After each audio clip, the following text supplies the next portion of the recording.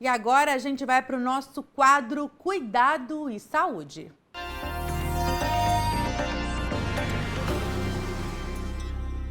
Em um relatório divulgado recentemente, a Organização Mundial da Saúde reforçou que o sedentarismo pode levar a doenças cardíacas, obesidade, diabetes e outras doenças não transmissíveis. Sobre esse assunto, eu converso agora com o cardiologista Dr. Silvio Giopato. Ele é mestre em cardiologia pela Escola Paulista de Medicina. Bom dia, doutor. Obrigada pela sua presença mais uma vez aqui no Edição Manhã. Bom dia, é um prazer estar na companhia de vocês. E para tratar de um assunto bastante importante que cada vez mais presente no nosso dia a dia, né? Exatamente, doutor. E como eu falei, um reforço para aquilo que já é falado há tanto tempo, né, doutor? Esse documento, especialmente esse novo relatório, traz dados de 194 países e alerta que em menos de 10 anos a situação pode ficar muito mais complicada. Fale um pouquinho para a gente sobre isso.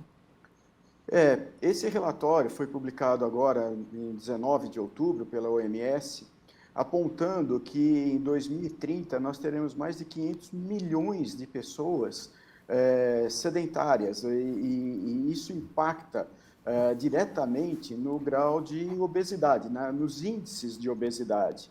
Então, nós já temos índices de obesidade e sobrepeso muito elevados já hoje, e isso tende a piorar.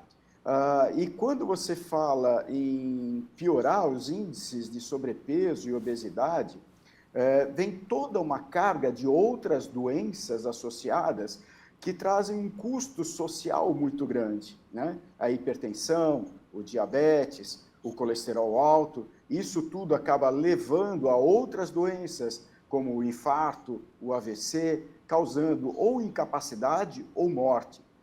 Infarto e AVC são as duas principais causas de morte no mundo todo. E a obesidade está diretamente relacionada com esses números. E antes da obesidade vem o sedentarismo, a falta de atividade física, né, que é um problema muito sério, que a OMS aponta e que os governos do mundo todo têm que se preocupar e desenvolver políticas públicas que incentivem as pessoas à prática da atividade física. Interessante o senhor falar isso porque é um caso de fato de saúde pública, inclusive no relatório a OMS faz esse destaque, né, que é preciso ter esse olhar mais voltado para esse incentivo. Caso contrário, todas essas doenças que já são muito presentes no nosso dia a dia, elas podem ter também uma consequência financeira, financeiramente falando, de bilhões e bilhões de dólares, inclusive, por conta da não prevenção. Se é que nós podemos falar assim, doutor? É isso mesmo. O que acontece? A não prevenção, quer dizer, a falta de atividade física, induzindo ao desenvolvimento da obesidade e, consequentemente, de outras doenças, levando a doenças graves como o infarto AVC, o que você vai ter? Se a pessoa sobrevive a um infarto ou a um AVC, ela vai ter perda de qualidade de vida. Alguns vão ficar incapacitados para o trabalho, e isso tem uma carga social muito grande. São pessoas produtivas hoje e que amanhã, por conta de um AVC, perdem a capacidade laboral e elas passam a ficar dependentes do sistema de previdência público. Ela vai depender de medicamentos, vai depender da rede de saúde. O que antes ela era uma pessoa autônoma e produtiva, agora ela é uma pessoa que não consegue produzir e ela consome, ela custa caro para a sociedade. E estamos falando de milhões de pessoas. Da mesma maneira, caso a pessoa não sobreviva, venha a falecer por conta de um AVC ou infarto, também estamos retirando do mercado de trabalho jovens, pessoas ainda com potencial produtivo muito grande. E isso tudo, e por trás delas tem uma família, tem os filhos, tem todos esse custo. E isso tudo impacta na sociedade de maneira muito importante, são trilhões de dólares o ano todo, no mundo todo, que são gastos por conta de uma falta de prevenção, que é conscientizar as pessoas à prática da atividade física. Doutor, a inatividade física é definida como uma prática de atividade física insuficiente. Isso é um outro detalhe, né? Às vezes a pessoa acha que está fazendo certinho, mas não está fazendo da forma correta. Qual seria a recomendação da própria OMS em relação à frequência e ao tempo de atividade física também, para de fato combater o sedentarismo? Esse é um ponto, um aspecto importante.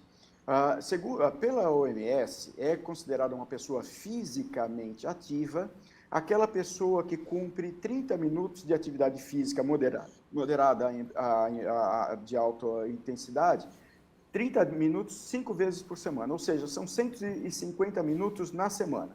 5 dias, meia hora por dia, uma caminhada com ritmo moderado, já põe você dentro da classificação de pessoa fisicamente ativa. Você pode também contribuir com isso, além dessa atividade, fazendo outras atividades ao longo do dia que compõem, ajudam no sentido dessa prevenção. Evitar o uso de escadas rolantes, uso de elevadores, evitar ir na padaria, fazer curtos trajetos de carro, preferir a caminhada. Então, se você soma isso tudo, esses 30 minutos de atividade física 5 vezes por semana, e mais aumentar a sua atividade, o seu gasto energético durante o dia, vai se tornar uma pessoa fisicamente ativa e menos predisposta à obesidade e a todos os problemas que vêm dessa falta de atividade física. Ou seja, são escolhas ali no dia a dia, como o senhor bem falou, e ao invés de subir pelo elevador, sobe pela escada. Isso já vai fazendo diferença e mudando aí também essa condição física das pessoas. Exato. Isso nós chamamos de comportamento sedentário. Veja só, isso é interessante. Você pode ter uma pessoa que cumpra a caminhada dela, ela é fisicamente ativa, mas ela tem um comportamento sedentário ao longo do dia. Ou seja, ela usa só o carro, ou só a escada rolante, ou só o elevador. Também essa pessoa tem que mudar isso, porque nós temos que incentivar o conjunto da sociedade às práticas saudáveis, sejam as práticas físicas, substituir a escada rolante, o elevador pela escada normal, substituir o carro, curtos trajetos, pela caminhada, junto com aquela atividade de meia hora por dia. Nós temos que mudar esse comportamento sedentário da sociedade. E uma pessoa contaminando, pelo lado positivo, outras pessoas, isso gera uma corrente de coisas boas e acaba refletindo na sociedade como um todo. Com certeza, doutor. E essa consistência traz muitos benefícios, a gente sabe, é claro, para a saúde física de todos, além de ser importante também para a saúde mental, saúde cognitiva, sono, enfim. São benefícios que chegam a todas as esferas desse ser humano. Exato. Olha, você tocou num aspecto extremamente importante. O sono hoje, só um parênteses, a doença aterosclerótica, que é a deposição de gordura na parede das artérias, que leva ao infarto, ao AVC, ela tem vários fatores de risco. E agora, a falta do sono é classificado como um fator de risco para doenças cardiovasculares. O sono, a falta do sono induz ao estresse, um estresse contínuo ao longo de anos, e isso vai minando com as reservas de defesa do seu organismo, propiciando o desenvolvimento da doença aterosclerótica, que vai culminar ao final de algumas décadas com infarto ou AVC.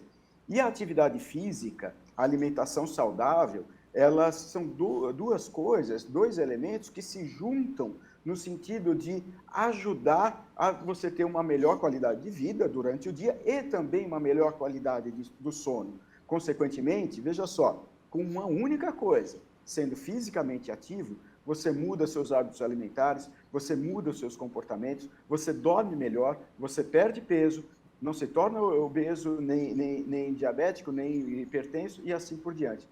Vejam o quanto a atividade física pode transformar a nossa sociedade.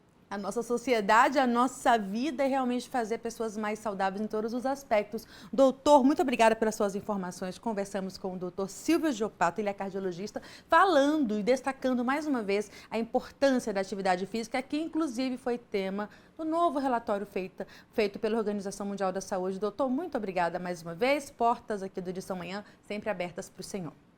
Eu agradeço muito o convite, foi um prazer estar com vocês, um ótimo dia.